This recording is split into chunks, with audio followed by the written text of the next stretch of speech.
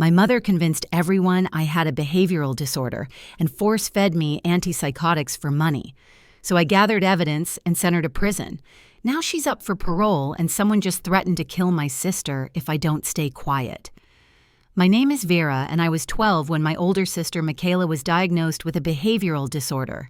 It happened after she attacked her therapist. At least that's the story we were told. No one ever specified what the disorder actually was, just that it was a dark, insidious thing that sort of turned her into a monster. Every morning, my mom told me we had to patrol her and make sure she swallowed all 3 pills. I thought it was a lot for a 15-year-old, but my mom, her face a mask of weary concern, insisted that that's what she needed to function best. My job as the good daughter was to examine her entire mouth under her tongue and her cheeks, the roof of her mouth, and make sure no medication was left behind. It was a ritual of violation disguised as care.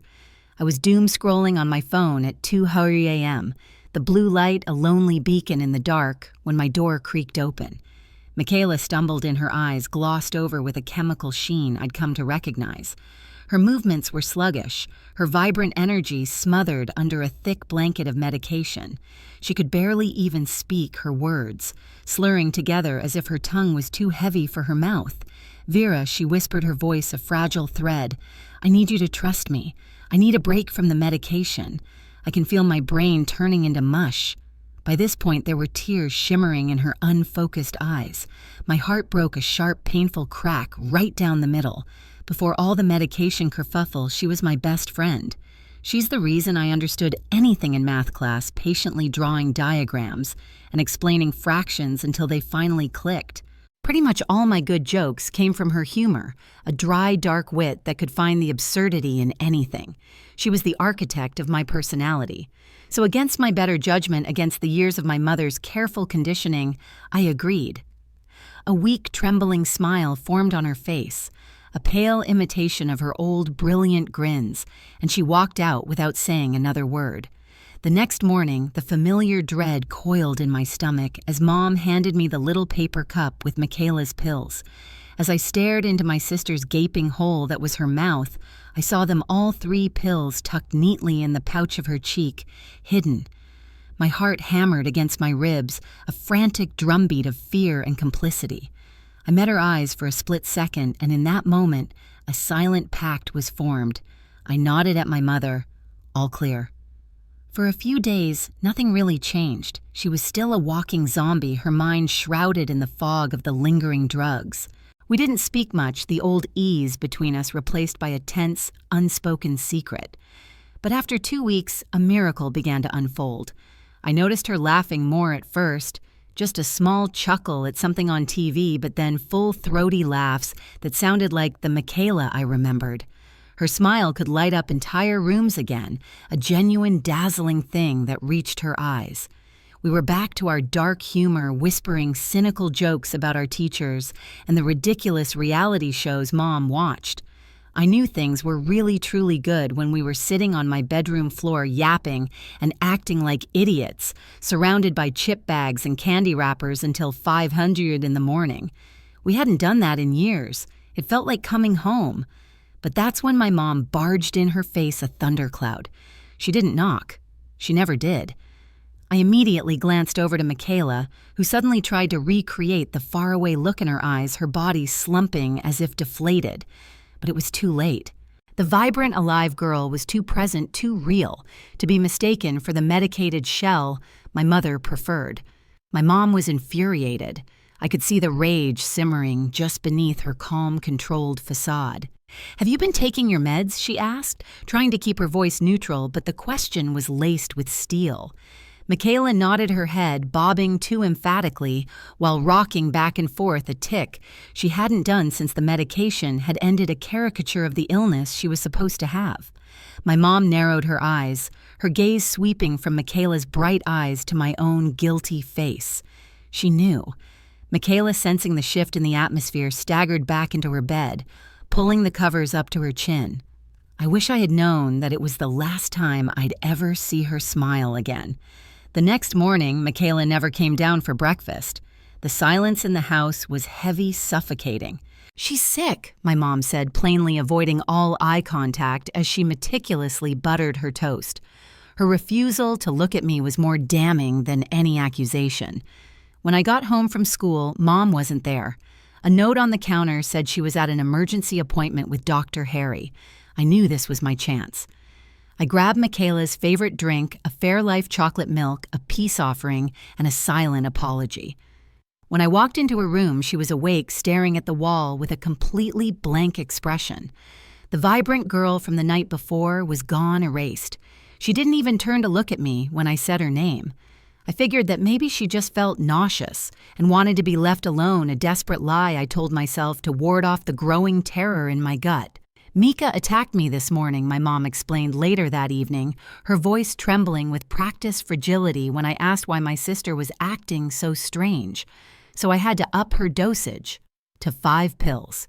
I stared at her in shock. 5. The word echoed in the silent kitchen. "Don't you dare look at me like that!" She snapped, her victim persona vanishing in a flash of pure venom. "Look at what that beast did to me." She then proceeded to lift up the back of her shirt. I braced myself, expecting to see nothing to call her bluff. But my stomach plummeted when I saw them angry red cuts, thin and precise, covering her entire back. They looked wrong, too clean, too parallel. But in my 12-year-old mind, seeing was believing. "She's crazy," Mom whispered, pulling her shirt down and stroking my hair, her touch suddenly gentle again. "And if you really want what's best for her, you'll stay away from her too. For your own safety." Fear, cold and absolute, ran through my body. I couldn't believe that that was my sister. The same girl I had spent all those years with, who taught me how to ride a bike and braid my hair. From there, I vowed to steer clear of her at all costs. It was an act of self-preservation. And since Michaela had become a shell of a human, she didn't talk to me either. Her world shrank until it was just the 4 walls of her room. She couldn't go to school anymore. She needed my mom's help with showering, eating, going on a walk, everything. I was literally only seeing her once a week during supervised playtime, a grotesque parody of our old life, where she'd sit silently and watch me play Subway Surfers on my phone while my mom stood in the corner, a vigilant warden. And on her 16th birthday, a day that should have been celebrated with cake and friends, I caught her doing something so horrific it made me question whether we were even related. She was in the bathroom, methodically pouring her medication down the toilet, a small act of rebellion in her medicated world. "Mom, come now," I screamed, my voice filled with a terror that was equal parts fear of her and fear for her. My mom sprinted up the stairs. As soon as she saw what was going on, she yanked Michaela by the arm, her fingers digging into my sister's thin bicep, and threw her into her room, locking it from the outside. The click of the lock sounded like a gunshot in the quiet house. My mom turned to me, her face softening into a beatific smile. She gave me a hug and stroked my face. "I'm so proud of you, honey. You're my good girl." Within hours, 2 men in drab uniforms arrived to take Michaela to a specialized facility for medication-resistant patients. She fought them, screaming my name, her eyes wide with a desperate, lucid terror I hadn't seen in months. "Vera, please. You have to understand. Don't let them." They sedated her right there in our living room, her body going limp as they carried her out like a sack of potatoes. "You did the right thing," Mom said, hugging me tight, her body trembling with what I thought was relief. "Dr. Harry says this place will fix her. They have special methods for girls who won't comply." That night, I couldn't sleep. The image of Michaela's desperate face was burned into my eyelids. Something felt profoundly wrong. I snuck into Michaela's room, a space that was now a silent, sterile museum of her former life. Tears were streaming down my face as I sat on her bed. I thought of all the times we used to laugh when our biggest problem was which one of us got to have the TV remote. That's when I spotted something glittery in the corner of my eye peeking out from under her desk. I picked it up. It was her diary, a cheap thing with a sparkly unicorn on the cover. I opened that so fast, LOL. The last entry was dated the day before her dosage was up to 5 pills. I look more like our dad than Vera, and Mom hates me for it. She says I have his temperament. She's lost her effing mind, and Vera believes every word she says. I'm scared. That was her last entry. My heart didn't just drop. It plummeted into a cold, dark abyss. Suddenly, it all made sense. The sudden diagnosis, the escalating medication, why my sister had become so helpless, why I wasn't allowed to talk to her. My mom didn't want a daughter. She wanted a puppet. I needed to know more. My hands shook as I flipped through the pages, searching for anything that could explain what was really happening. Hidden between math homework and doodles of cartoon characters, I found entries from months ago that made my stomach turn. Mom's been different since Dad died. She looks at me like I'm him sometimes, and I can see the hate in her eyes. She says I remind her of his selfishness. I kept reading, my heart pounding harder with each entry. There were pages torn out, but tucked behind the diary's back cover, I found several folded papers covered in Michaela's hurried handwriting. The dates went back 3 years. I found old photos today. Dad died when Vera was 2 and I was 5. Mom told everyone it was a car accident, but I remember that morning. I remember Dr. Harry being at our house the night before. He wasn't called Dr. Harry then. He was just Harry Mom's friend who helped with their marriage problems. My legs felt weak. I sat heavily on Michaela's bed, continuing to read as tears blurred my vision. I remember Dad couldn't wake up that morning. He kept saying his coffee tasted funny, that his head was fuzzy. Mom told him he was being dramatic and needed to get to work. I watched from the stairs as he stumbled to his car. Mom was on the phone with Harry, laughing about something. 20 minutes later, the police called about the accident. I ran to the bathroom and threw up my body, convulsing with the horror of it all. When I came back, my hands shaking, I kept searching Michaela's room. Under her mattress, I found more hidden papers. These were different. They looked like medical documents, but something was off about them. Doctor. Harry's signature was on all of them, but the handwriting changed subtly between documents, as if someone was trying to forge it. I heard Mom's car in the driveway and quickly shoved everything back where I found it. But I kept one page, the one about Dad's death. I folded it small and tucked it into my sock. The next morning at breakfast, Mom watched me carefully. "You look tired, honey. Everything okay?" I forced myself to eat my cereal, normally the colorful loops tasting like ash in my mouth. "Yeah, just couldn't sleep. Worried about Michaela. The facility called. She's adjusting well to their program." Mom's smile didn't reach her eyes. "Dr. Harry thinks you should come to a session with me today, just to talk about your feelings." My spoon froze halfway to my mouth. "I have school. I already called them. Mental Health Day." She stood behind me, placing her hands on my shoulders. Her touch felt like a spider crawling on my skin. "We need to make sure you're processing everything properly. Dr. Harry says trauma can manifest in strange ways, especially in siblings." After breakfast, I excused myself to pack my school bag, even though we weren't going to school. In my room, I grabbed my old iPod, the one from 5th grade that barely worked anymore. It was a relic, but its voice recorder function was all I needed. I shoved it in my pocket and made sure it was recording. Dr. Harry's office was in a sad little strip mall sandwiched between a nail salon and a tax place. No hospital, no medical building, just a plain door with a paper sign taped to it that read, "H.F. and Associates, Family Counseling." Inside it smelled of cheap air freshener trying to cover up something stale and sad. Vera, Dr. Harry smiled a wide, predatory grin that showed too many teeth. He was younger than I expected, maybe in his early 30s, with greasy hair that looked like he cut it himself. "Your mother's told me so much about you." I sat in the uncomfortable vinyl chair while Mom settled next to him, not across from him like a patient would, but right beside him. Their knees touched. "Your mom's concerned you might be showing early signs of the same condition as your sister Dr. Harry," said, pulling out a prescription pad.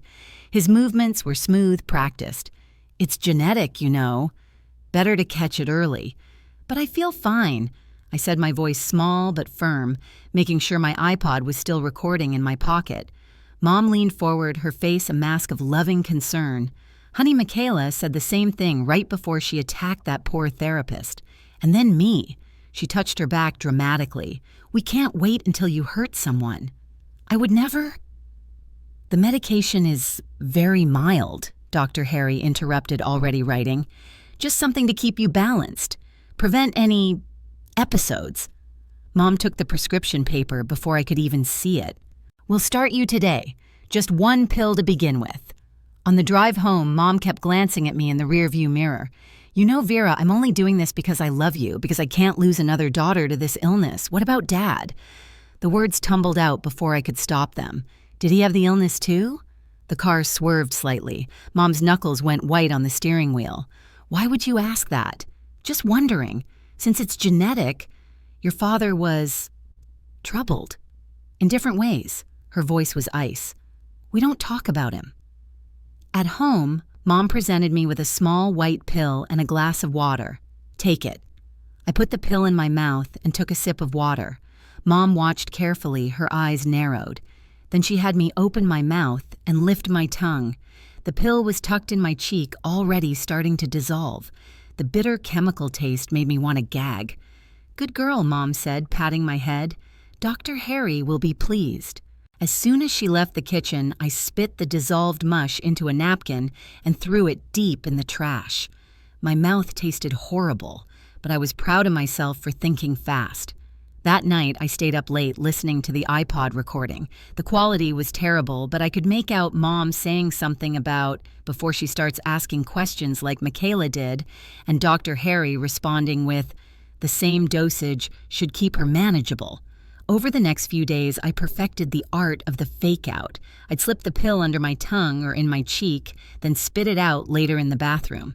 But I made sure to act a little drowsy, a little slow. Mom seemed satisfied. By the end of the week, I noticed my food tasting different. Not bad, just off. My sandwich at lunch had a bitter aftertaste. My orange juice at breakfast left my mouth feeling slightly numb. Even my favorite cookies tasted wrong. I realized with a jolt of ice-cold fear that she was crushing the pills into my food.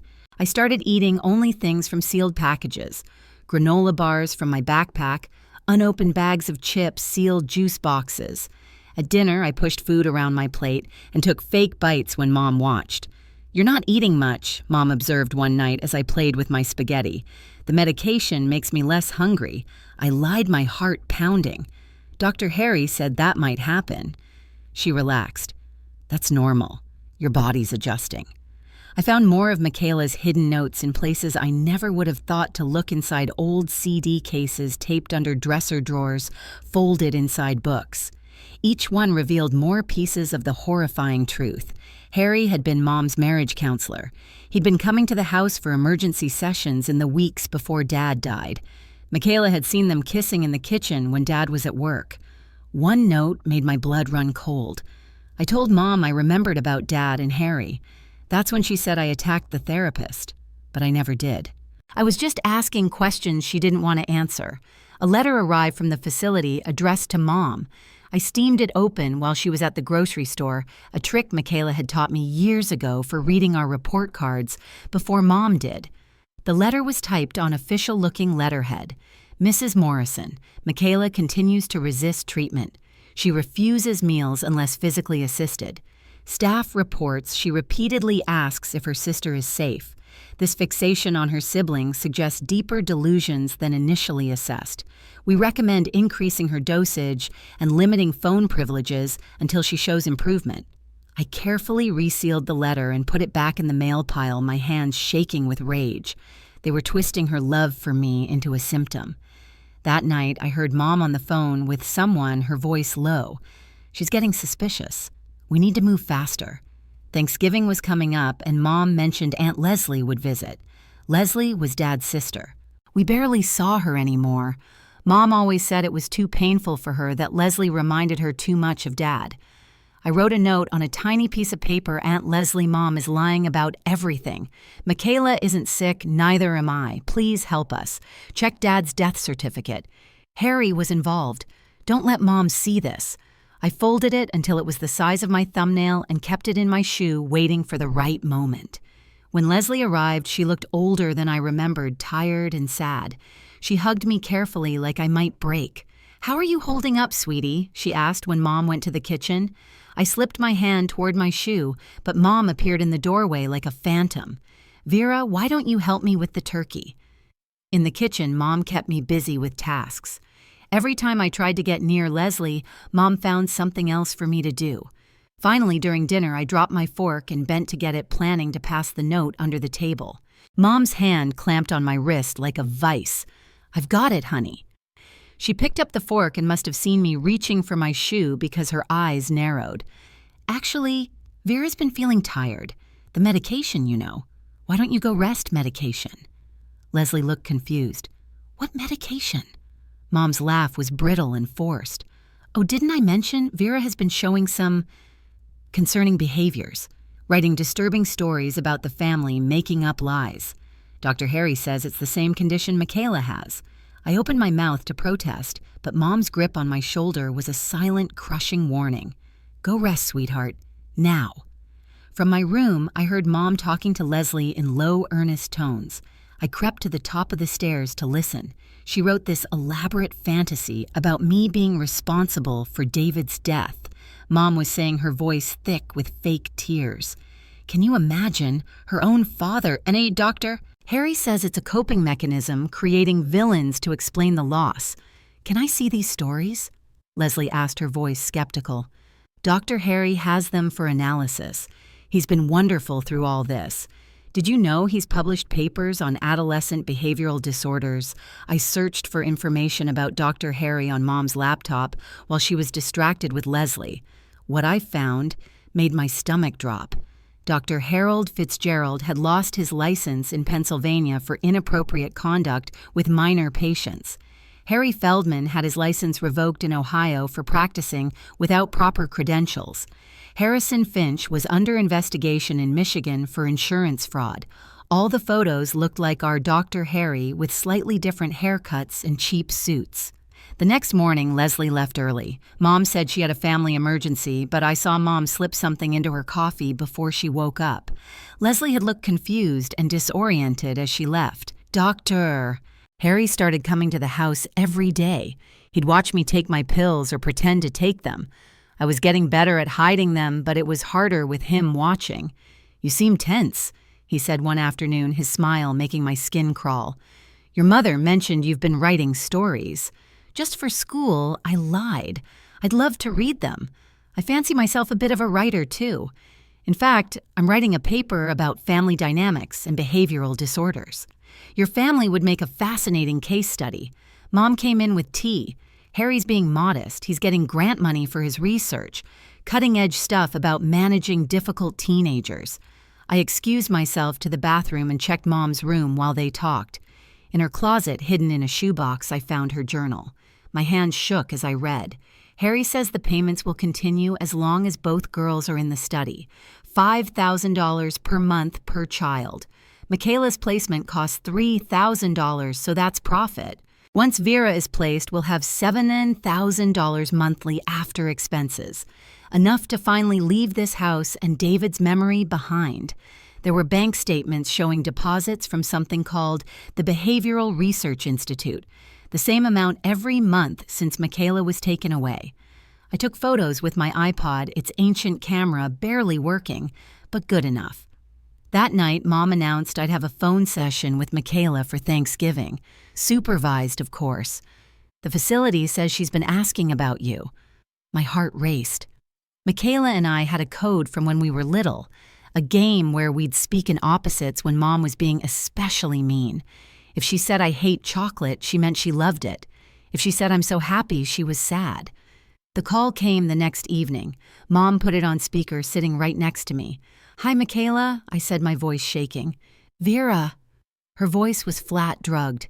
"I'm doing terribly here. The food is disgusting, just like Mom's cooking."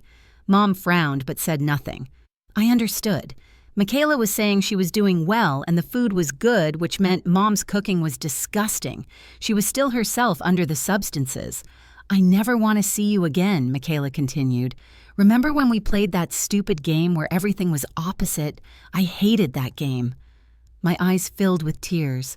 She loved that game. She wanted to see me. She remembered.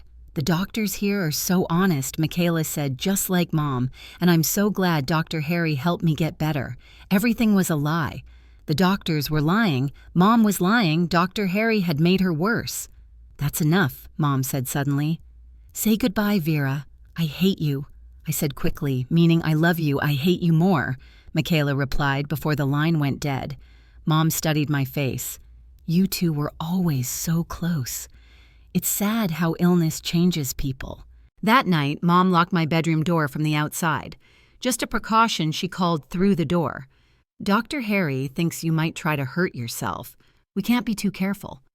I spent 3 days locked in that room. Mom brought me water and pills, watching me take each one. I got creative hiding them in the lining of my pillowcase and the spine of books anywhere I could. But I was running out of places, and the pills were making me feel strange even from the brief contact with my mouth. On the third night, I used a bobby pin to pick the lock, another skill Michaela had taught me during our spy phase when I was 8. The window in the hallway was painted shut, but Michaela's room had one that still opened. I grabbed my backpack and stuffed it with all the evidence I'd collected, the diary pages, the photos of Mom's journal, the letter from the facility, my iPod with the recordings. Then I climbed out onto the roof. Mrs. Bennett lived 3 houses down. She used to babysit us when we were little before she retired. Michaela always said she was the smartest person she knew, a social worker who'd seen everything. I knocked on her door at midnight, shivering in my pajamas. Vera. She pulled me inside immediately. Sweetheart, what's wrong? Everything poured out. I showed her the evidence, played the recordings, explained about the pills and the lies and Dad's death. She listened without interrupting, her kind face growing more serious with each revelation. I still have contacts at CPS, she said finally. Stay here. Don't answer the door for anyone except me. Within an hour, Mom was pounding on Mrs. Bennett's door. I know she's in there, Mrs. Bennett. She's sick. She needs her medication. She's dangerous. Mrs. Bennett opened the door but stood firmly in the doorway. She's not going anywhere until CPS arrives. You're kidnapping a mentally ill child, Mom screamed. I'll call the police. Please do, Mrs. Bennett said calmly. I'm sure they'd love to hear about Dr. Harry's medical licenses, or lack thereof. Mom's face went white. You don't understand. She's sick like her sister. Dr. Harry is helping them. Is that why you've been drugging her food? Mrs. Bennett held up one of the granola bars I'd brought. Vera was smart enough to save these. I'm having them tested. A car pulled up the CPS worker. Mom tried to intercept her, talking fast about my supposed illness, about the stories I'd been writing about how Mrs. Bennett was enabling my delusions. The CPS worker, a calm, no-nonsense woman named Ms. Rodriguez, separated us. She interviewed me in Mrs. Bennett's kitchen while Mom waited in the living room with Mrs. Bennett watching her like a hawk. I showed Ms. Rodriguez everything. She took photos of the documents and made copies of the recordings. When she asked about Michaela's medical records, Mom couldn't produce them. Dr. Harry has them, Mom said desperately. He'll explain everything. But when Ms. Rodriguez called the number Mom provided, it was disconnected. The office address Mom gave didn't exist. We need to see Michaela immediately, Mrs. Morrison, Ms. Rodriguez said, and I need Dr. Harry's full credentials. Mom broke down, not crying, but with a pure, unadulterated rage. You don't understand what I've been through raising 2 difficult girls alone. David left me with nothing but debt and memories. Harry's research grants were the only thing keeping us afloat. The investigation moved quickly after that. The facility where Michaela was held was real, but they'd been told she was violent and delusional. When real doctors examined her, they found she'd been heavily over-medicated with antipsychotics she never needed.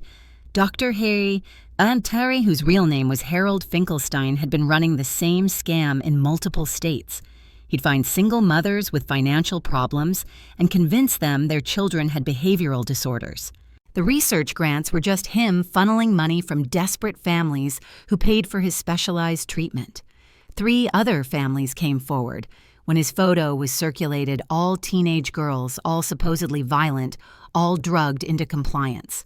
Michaela was transferred to a real hospital where actual doctors began the careful process of weaning her off the cocktail of medications. I was allowed to visit after a week. She was still foggy, but she smiled when she saw me, a real smile. You figured it out, she whispered. I knew you would. You were always the smart one. "You left me clues," I said, holding her hand. "The diary pages, the notes. I wrote them when I could think clearly between the doses." She squeezed my hand weakly. "Is Mom arrested and Dr. Harry? They're both going to prison." Michaela closed her eyes. "Good." Aunt Leslie became our guardian. She'd been suspicious for years, but Mom had always kept her at arm's length. She showed us photos of Dad we'd never seen, told us stories Mom had hidden. He'd been planning to divorce Mom when he died. He'd known about the affair. "I always wondered about that car accident," Leslie said, her eyes sad. "David was the most careful driver I knew, and the autopsy showed high levels of a sedative, but the police said he must have taken it for anxiety. The trial was hard. I had to testify about everything I'd seen and heard. Mom stared at me from the defendant's table like I was the one who'd betrayed her. Dr. Harry Harold pleaded guilty to avoid a longer sentence, 15 years, for fraud, practicing without a license, and child endangerment. Mom got 12 years. The judge said she'd violated the most sacred trust that between a mother and her children. She'd chosen money over our well-being, romance over our safety. 6 months later, Michaela was back in school. The real Michaela, funny, brilliant kind. She had to repeat a year, but she didn't care. "I'm just glad I can think again," she said.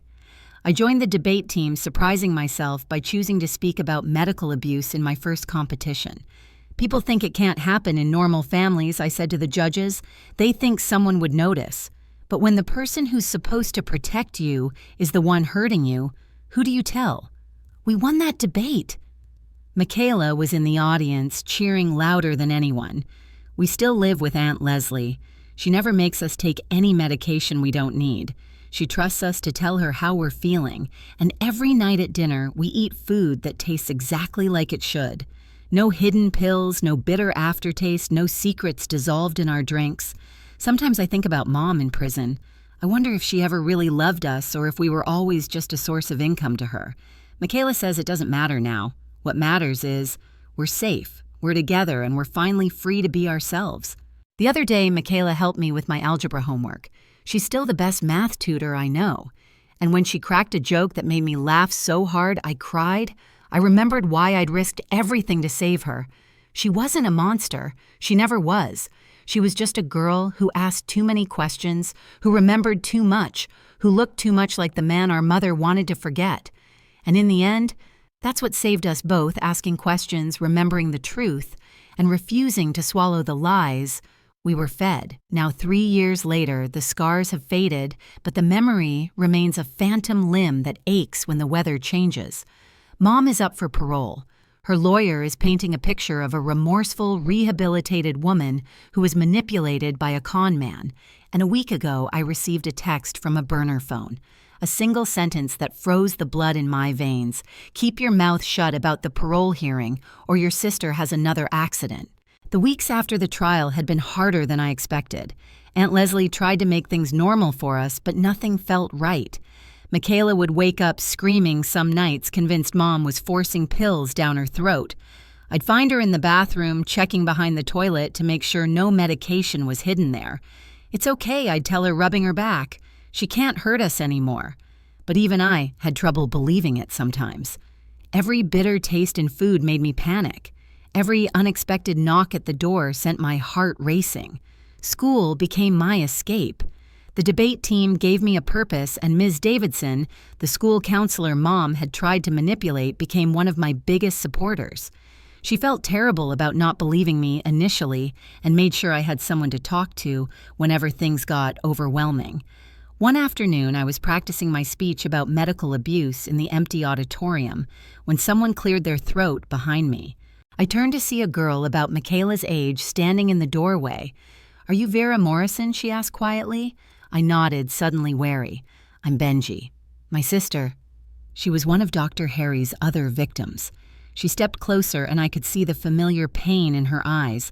"I heard about your speech topic. I was wondering if maybe we could talk." We sat in the auditorium seats as Benji told me her story. Her sister Min had been 13 when their mother started taking her to Dr. Harry. The pattern was eerily familiar: behavioral problems that didn't exist, increasing medications, a compliant parent receiving payments. Min's still in recovery. Benji said, her hands clenched. She can barely remember 2 years of her life. The drugs just... Everything was erased. How did you find out, I asked. I didn't. Not until after your case made the news. My mom just told me Min was at a special boarding school. Benji's voice was thick with guilt. I believed her. I should have known something was wrong. You couldn't have known, I said, remembering my own guilt. They're really good at lying. Benji pulled out her phone. There's actually a group of us now, siblings and victims. We meet online every week. Would you and Michaela want to join? That night I told Michaela about Benji. She was painting her nails, something she couldn't do when her hands shook from the medication. A support group, she considered it. Maybe. It might help to talk to people who actually understand. The first online meeting was awkward. There were 8 of us, some victims, some siblings. But as people started sharing their stories, I realized we all carried the same wounds, the guilt of not seeing it sooner, the anger at being betrayed, the fear that it could somehow happen again. A girl named Vicky spoke about how her mother had convinced everyone she had violent tendencies. I was 11, she said.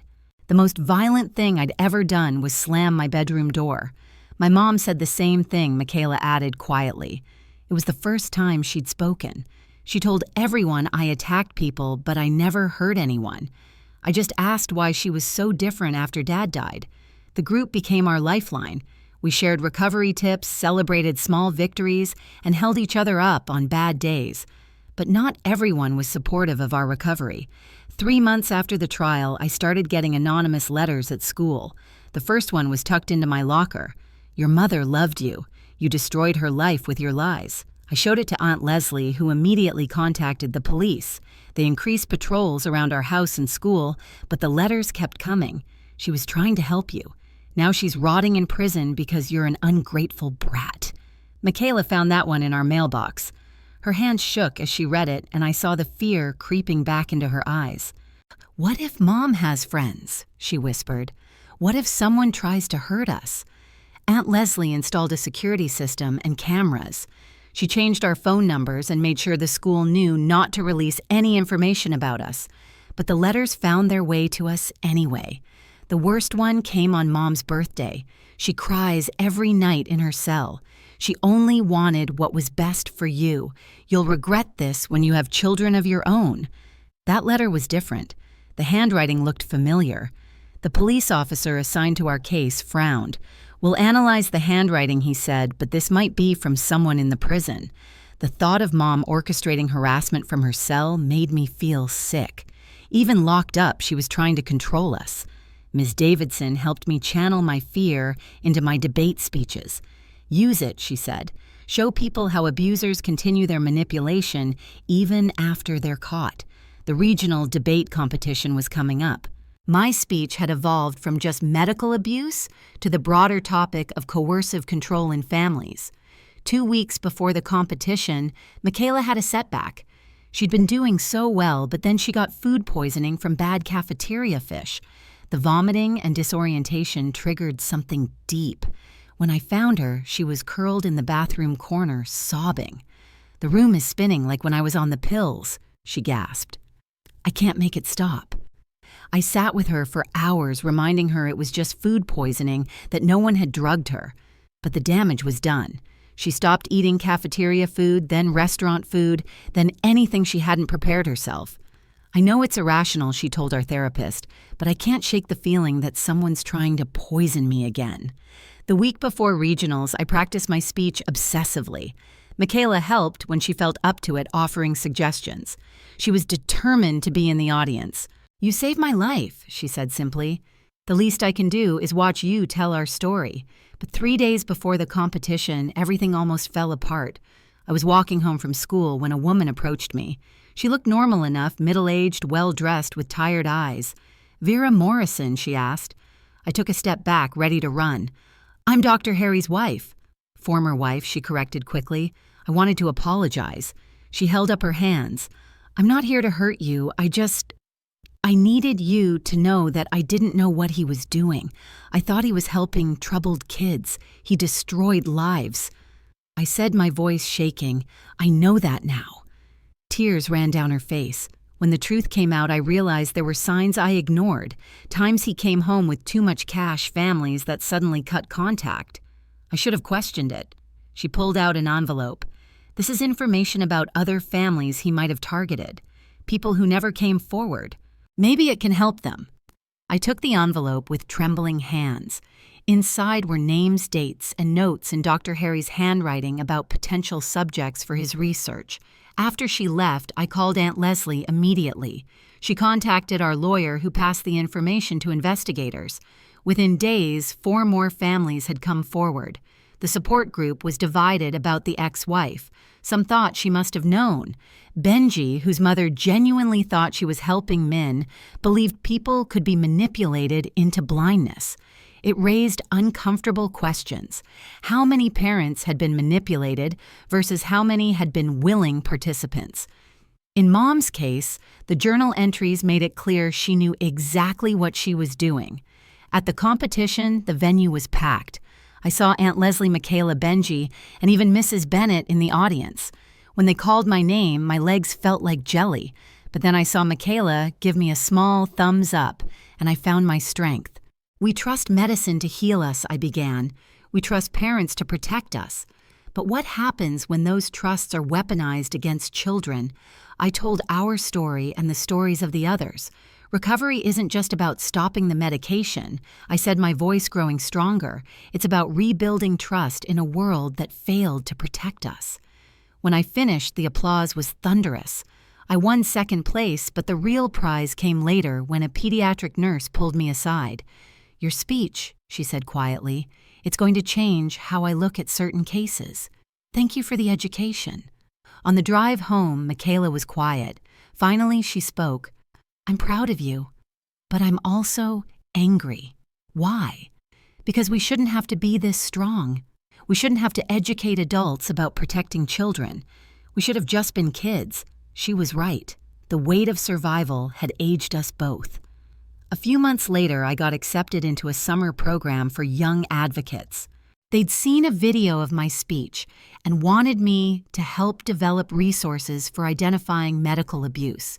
Michaela was doing better. She'd started seeing a therapist who specialized in medical trauma. She decided to pursue psychology in college, wanting to understand the minds that could justify such harm. "Maybe if I understand it, I can prevent it," she said. Our story didn't end with rescue. It continued with recovery, with purpose, with the determination to protect others. We were no longer the girls who swallowed lies. We were the young women who spoke truth. And then the parole hearing was announced. The old fear returned a familiar, unwelcome guest. The anonymous letters had stopped after police confirmed they were from an inmate Mom had befriended, but the silence that followed was almost worse. It felt like the calm before a storm. Then the text arrived.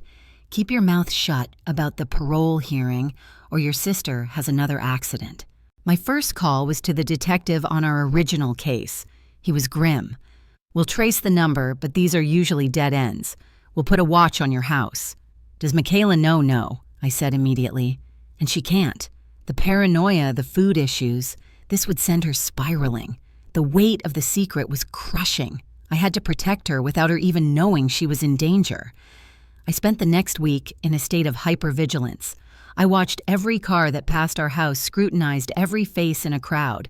I insisted on driving Michaela everywhere, making up excuses about my car needing work so I could use Aunt Leslie's. The night before the hearing, I couldn't sleep. I sat in the dark of my room going over the victim impact statement I'd prepared. It was factual, detached, outlining the long-term psychological and emotional damage. But now it felt inadequate. It didn't convey the current active threat. At the parole hearing, Mom looked different. Thinner, older, but with the same calculating eyes I remembered from my childhood. She spoke about her remorse, her realization that she'd been manipulated by Dr. Harry, her deep desire to rebuild a relationship with her precious daughters. "I was a victim, too," she said, tears streaming down her face. "Harold preyed on my grief over David's death, my financial desperation, my fear of raising troubled girls alone. The parole board, 2 men and a woman who looked tired, seemed to be buying it. They nodded sympathetically. My heart sank. They were going to let her out. She was going to win. Then it was my turn to speak. I walked to the podium, my hands shaking so badly I had to grip the sides to steady them. I took a deep breath and looked directly at my mother. I was not a scared 12-year-old anymore. My mother has presented herself as a victim, I began, my voice clear and steady. But victims don't methodically plan the destruction of their own children for profit. I laid out the facts, the journal entries, the bank statements, the evidence of her affair with Harold Finkelstein before my father's suspicious death. But this isn't just about the past, I continued, my voice rising. My mother's manipulation has not stopped. It has only adapted. I looked at the parole board. For the last 3 years, we have been harassed. We received threatening letters which police traced back to an associate of my mother's in prison. And just last week, as this hearing approached, I received a new threat. I pulled out my phone and held it up, showing a photo of the text message. I read it aloud.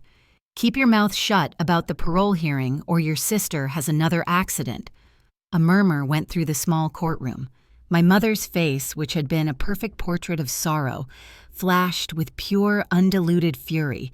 It was the same look she'd given me the night she found out Michaela wasn't taking her pills. I don't know if my mother sent this text directly or through an associate, I said, my gaze locked on hers. But I know the pattern. Control through fear, silence through threats. She has not changed. She has not been rehabilitated. She has just gotten better at hiding who she is. Releasing her would not be an act of mercy. It would be an act of negligence. It would endanger my sister, and it would endanger me. Her sentence was not for being misguided. It was for destroying our childhoods for cash. And given the chance, she would do it all over again. I sat down, my body trembling with adrenaline. The room was silent. The board members looked from me to my mother, their sympathetic expressions gone, replaced by hard, assessing stares. The head of the board cleared his throat. In light of this new information and a review of the inmates' continued attempts to manipulate and intimidate her victims from within the correctional facility, parole is unequivocally denied. As the bailiff led her out, my mother looked at me. Her mouth formed a single silent word, "You." It wasn't a cry of anguish. It was a promise of revenge. Outside the courthouse, Aunt Leslie hugged me tight. "You're braver than any child should have to be." "Not brave," I corrected, watching the police car carrying my mother drive away. "Just tired of being afraid." That evening, Michaela came into my room. "I saw the news," she said quietly. "They denied her parole." She looked at me, her eyes searching my face. "You look different." "The hearing was today," I admitted. "I didn't tell you because I didn't want you to worry. You went alone. Aunt Leslie was with me." I hesitated, then made a decision. We couldn't have secrets anymore. "Mika, there's something else." I told her about the text message. I expected her to panic, to retreat back into her fear. Instead, she sat down next to me, her expression hardening into a look of fierce determination I hadn't seen since before the medication. "Okay," she said, her voice firm. "So, we fight back. What?" "She wants to control the narrative. She wants to be the victim. Fine. We tell our story, all of it, to everyone." She pulled out her phone and started scrolling. "That reporter who did the documentary after the trial. He's been trying to get a follow-up interview for months. I'm calling him. We're going on the record about the threats, the parole hearing, everything. She wants a war. She's got one." For the first time in years, the fear that had lived in my chest began to recede, replaced by something new. It was hope, but it was a different kind of hope. Not the passive hope that things would get better, but the active, fiery conviction that we were going to make them better. My mother had tried to silence us with pills and lies. She had tried to break us with fear and threats, but she had failed. She hadn't created victims. She had forged warriors. And our war was just beginning.